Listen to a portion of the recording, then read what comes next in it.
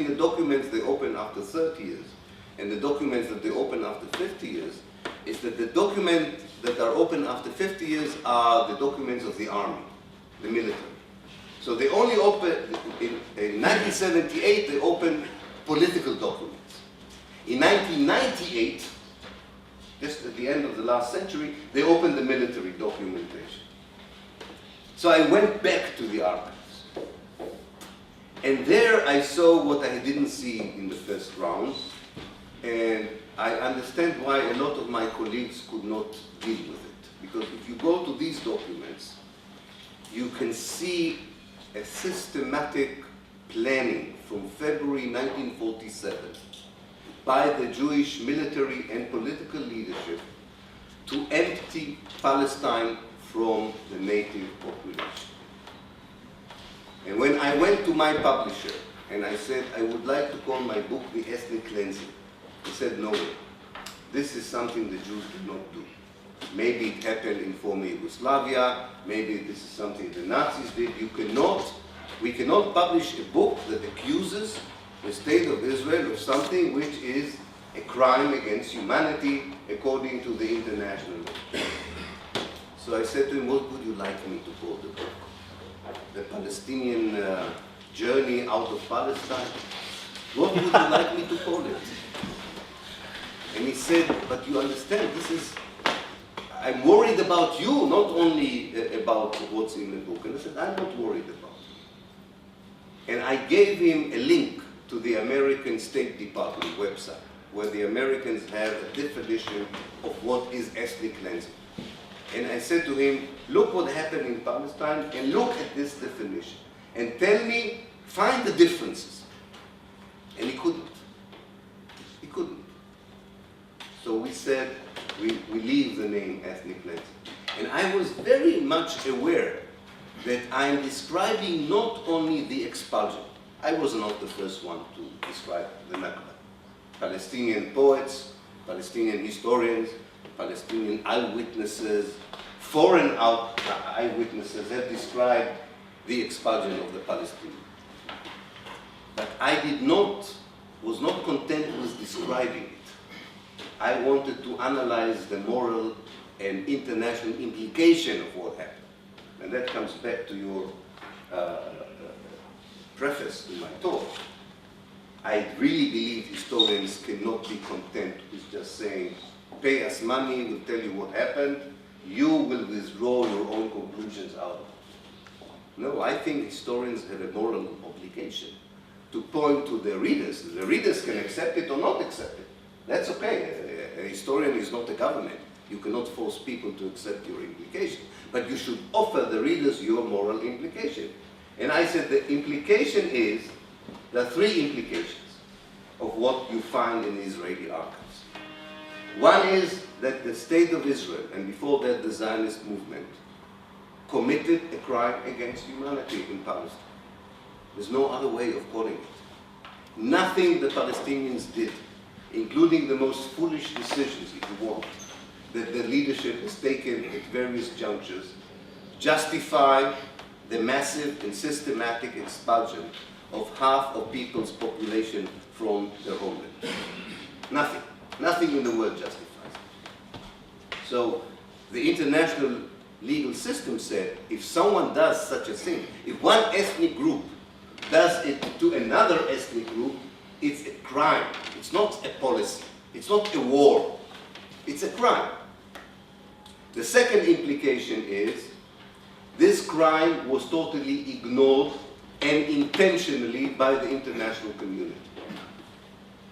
It's true there was no television, but it's not true that people in the world did not know.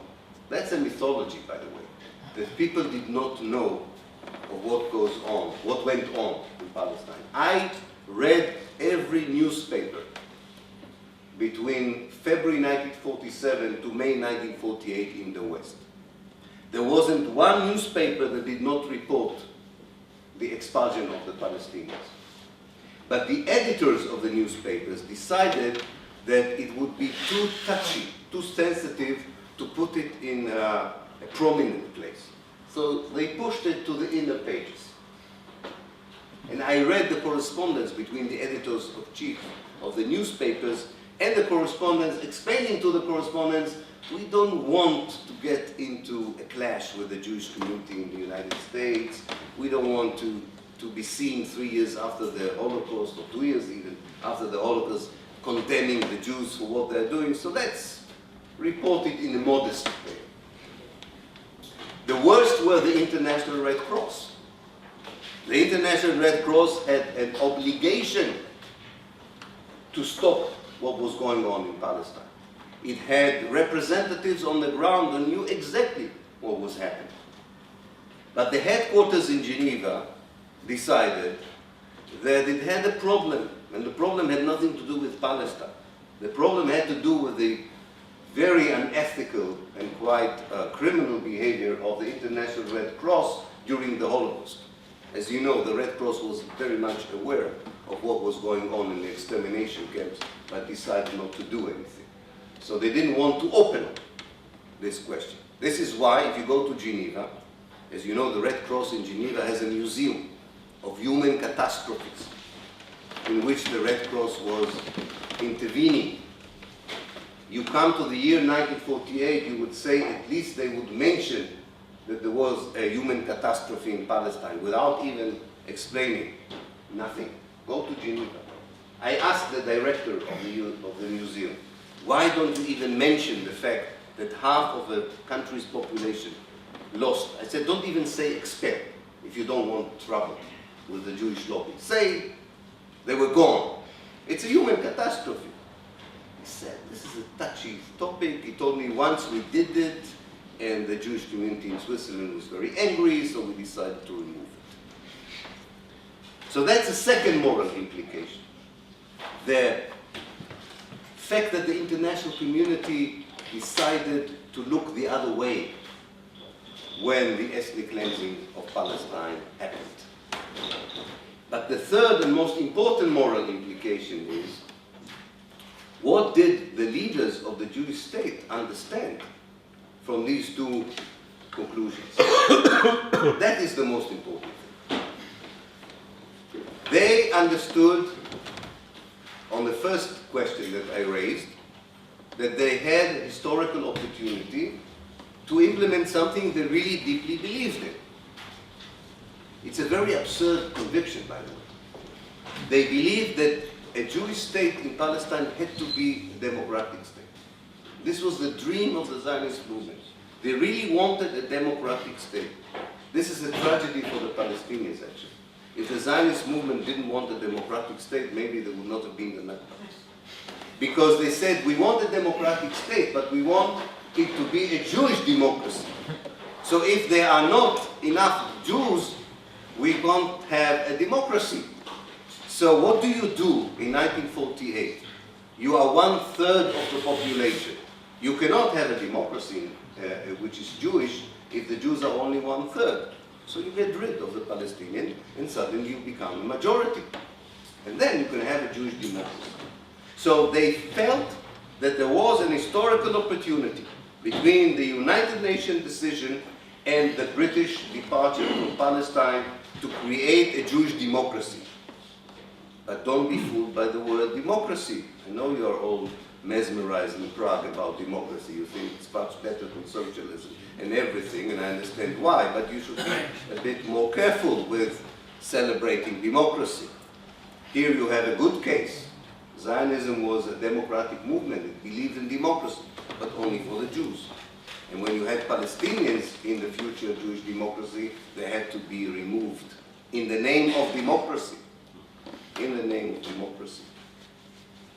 The second question that they answered was, they said, the world didn't care. We could do it without any repercussions.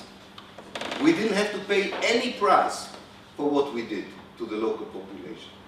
So the conclusion is that actually we have immunity for not only a policy of ethnic cleansing in 1948, but for an ethnic cleansing ideology in the future. The greatest tragedy of Palestine is not only that in 1948 half of the Palestinians were expelled. half of Palestine's cities were destroyed, half of Palestine's villages were demolished. That is bad enough. The greatest tragedy of Palestine is that the ethnic cleansing of Palestine continues. Between 1948 to 1967, because the Israelis did not have the energy to complete the ethnic cleansing of Palestine, in what became Israel, which was 80% of Palestine, remained a small Palestinian minority, 150,000 Palestinians, which we call today the Israeli Arabs in Israel. Now, their numbers was much larger, and the Israelis reduced the number. More than 36 villages were expelled between 1948 to 1967. The ethnic cleansing continued after 1967, because historical opportunity in 1967 allowed Israel to expand to what most Zionists believed were the natural borders of the state of Israel, the River Jordan. And because of that, they incorporated another 1.5 million Palestinians after kicking out 1 million Palestinians. So they were faced with the same democratic problem they had in 1948. 30 years, right? In 1997, the Israeli documents of 67 were opened. So we have the government discussions in 1967. Quite a few of the ministers in 1967 say, why don't we do what we did in 1948? Let's kick out the Palestinians from the West Bank and the Gaza Strip, and we'll have no democratic problem. But most of the ministers said, this is not 1948. We cannot do it, and quite a few of the Palestinians that we will have to kick out were already kicked out in 1948, and there is a danger that this time they would resist. So could be a bloody thing. And the world is watching, and remember 67 is a time when you have television. And there is a much more international sensitivity what goes on. You could do it in 48 or 67. So Israel developed a strategy of ethnic cleansing in different means. You don't always have to expel massively as you did in 48. You can expel incrementally, gradually. Between 1967 until today, in the greater Jerusalem area, more than 250,000 Palestinians lost their residency and were expelled by Israel. In other areas of the West Bank, people lost their homes just by the fact that they were not allowed to come back after they left the West Bank to visit relatives or to work abroad or to study abroad. You don't need, the Israelis feel very secure. They feel that time is on their side and that ethnic cleansing can be continued without the dramatic operations of 1948. But and with this I will finish. For me, the new history of 1948, again, is not so much telling the truth about 48, which is important. But I think this is the work of Palestinian historians. I think we still need we need good Palestinian history books on 48. We need the Palestinians to tell the story of the Nakba very much as the Jews are telling the story of the Holocaust. This is not my job. This is the job of Palestinian historians. My job is different. My job is to understand what are the implications of that history to my side. That's the most important. And I think the importance of 1948 is not a nostalgic way of being stuck in the past. You know, most American peacemakers will tell you, why are you talking about 1948? Even some Palestinian friends of mine would say, Ilifat, Mat, whatever happened, you know, forget about it. And I said, I will forget about it if it ended in 48. So maybe then I will have a museum, like they have in Prague. Maybe then I will only have a commemoration. Really, if it happened, it happened, and I would say the younger Israelis are not responsible for what their grandparents have done. I would easily find a way of reconciling with the past. But I said, this is not the problem of the Nakba from Israel's point of view.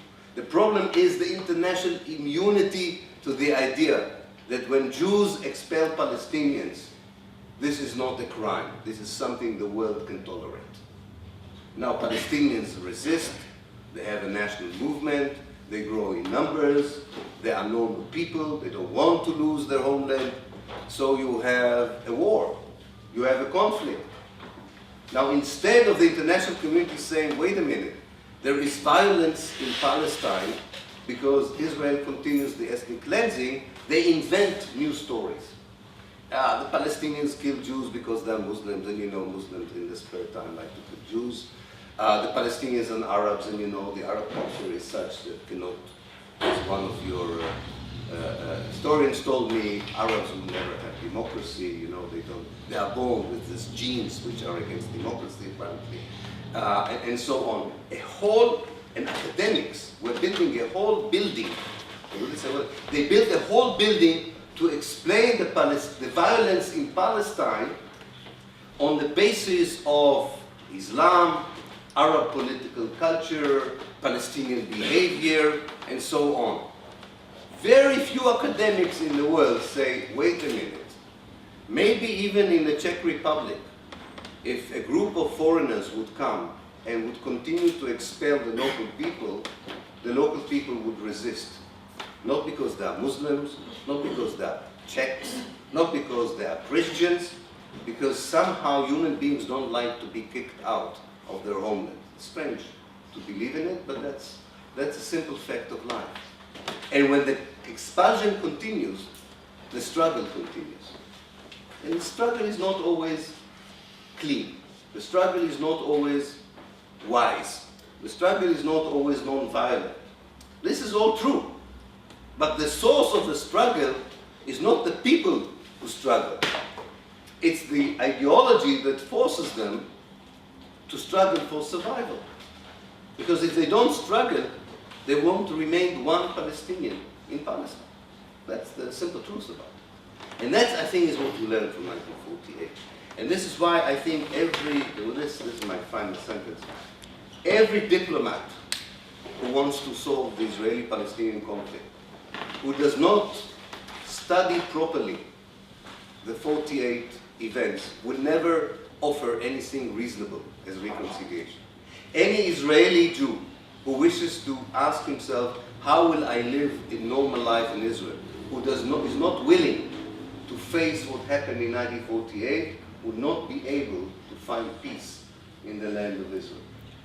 And because the issue of Palestine is so dear to people in the Arab world, to people in the Muslim world, to people in the progressive sections of the world, in Latin America, in Southeast Asia, all around the world, if you don't come back to 1948 and realize, especially the international community reaction to what happened on the ground, Palestine will not be just a problem for Israelis and Jews, it will be a problem for the world at large. Thank you.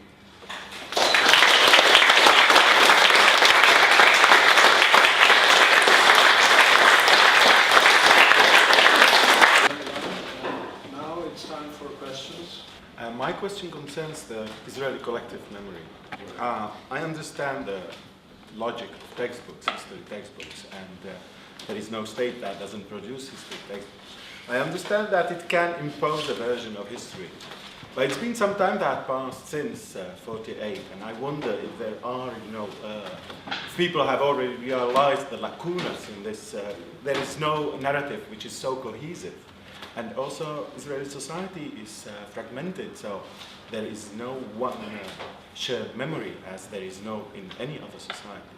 So I wonder why your book didn't get that resonance which would one expect, and rather led to a quite sad outcome, you leaving the country and closing the bag. Thank you. Again, I know I'm in a very secular country, but I think religion is unfairly blamed for what's going on in Israel and Palestine. I think what the problem in Palestine is not religion. It's colonialism. Zionist movement is a colonialist movement. That doesn't mean only bad things. When the Jews colonized Palestine in the late 19th century, quite a lot of Europeans colonized the rest of the world. If you remember, in the late, of course not personally, you look too young, but if you remember what you read about 19th century Europe, people did not regard colonialism as a negative idea. In fact, they thought this was something very modern and enlightened to bring the European culture to non-European areas. So quite a lot of white people went and settled outside of Europe, and they called it colonialism. In fact, the early Zionist leaders said proudly, in order to convince European powers to support them, that Zionism was a colonialist movement because they thought it was a positive. Then the public relations of colonialism changed, and nobody wants to be reminded that actually this was a colonialist movement. So the problem is colonialism, which was, by the way, quite secular, not religious. Most of the early Zionists were secular people. They believed that they are not only escaped from Europe and they build a new life, they believed very much that they are creating a new Jew, which is an antithesis to the religious Jew. It's true that they were using the Bible. I always say that the Zionist movement was a movement of people who do not believe that God exists, but nonetheless he promised them Palestine. And I think that's part of the problem. Now, it's true that, and if you look at the Palestinian national movement, the early thinkers of Palestinian nationalism, some of them were Christians, some of them were secular, some of them were religious, but it was mainly nationalism, not religion. It was the idea of a local people fighting for liberation. I'm an historian. You should not be fooled by what you see today. It's true that on both sides, I agree, you see a very powerful presence of religion. Now, in 2013, on both community, religion plays a very important role. But it plays an important role because the secular movement disappointed. They did not deliver. Not because people are particularly religious, but because they said secularism did not liberate 1 square inch of Palestine. So we're giving a chance to religious parties to do it. Israelis said secular Judaism has not brought peace, prosperity, so maybe we should try the religious way. But it would fail as well, because the problem is not whether your leaders are religious or secular. The problem is whether you understand correctly what the conflict is about. And I don't care if the person who understands the conflict is a rabbi, an imam, or a priest, or a secular Czech. I really don't know. As long as the analysis is correct, we'll have a better prognosis. And it doesn't really matter whether the forces of good would be made of religious and non-religious. I think this is something the Americans now invented in force after 9/11, as if there is a Muslim world which is very religious, and there is a kind of secular Western progressive world, as if America is not the most religious nation in the world. I mean, go to the United States and try to say something against religion there, and you will be barbecued in Texas as a state. And they claim that they represent the secular progressive powers. Give me any day a fanatic Muslim and don't put me in one cabin with a Christian Zionist. I mean, let's remember what we're talking about. So I think religion is overrated as a problem. The problem is not what is your identity. I think the problem is what is your human attitude towards other humans. That's the basis. That is the basis. Your idea about other people. That's the basis. And Islam has good answers for this. Judaism has good answers for this. Christianity has good answers for this. And secular ideologies have good answers for this. The question is whether you want to choose these good answers or you want to choose the bad answers. Then you can say, God has told me to do this, or Karl Marx has told me to do this, or what's the name of your president? Zaman has told me to do this. That doesn't matter. That doesn't matter.